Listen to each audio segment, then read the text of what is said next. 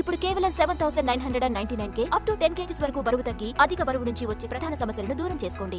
నిశ్చితార్థం గురించి the girl friend success meet లో విజయ్ దేవరకొండ, రష్మిక చెబుతారు అనుకుంటే ఆ టాపిక్ తీసుకురాకుండా జాగ్రత్త పడ్డారు. అయితే ఎప్పుడూ లేనిది రౌడీ హీరో తన గర్ల్ ఫ్రెండ్ కి ముద్దిచ్చాడు. ప్రతి ఒక్కరి జీవితంలో విజయ్ లాంటి వాడు ఉండాలని రష్మిక మాట్లాడింది.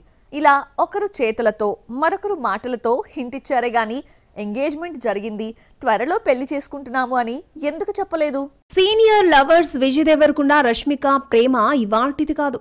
గీత గోవిందం నుంచి ప్రేమించుకుంటున్నారు. దాదాపు 8 ఏళ్లుగా లవ్ స్టోరీ నడుపుతున్నా ఇప్పటి వరకు తమ మధ్య ప్రేమ ఉందని మాత్రం చెప్పలేదు. ఎంగేజ్మెంట్ జరిగినా జరగనట్టే కనిపించారు. ఎంగేజ్మెంట్ కి ముందు చాలా ఫ్రెండ్లీగా కనిపించిన lovers the girl friend event లో మాత్రం డిస్టెన్స్ మెయింటైన్ చేశారు.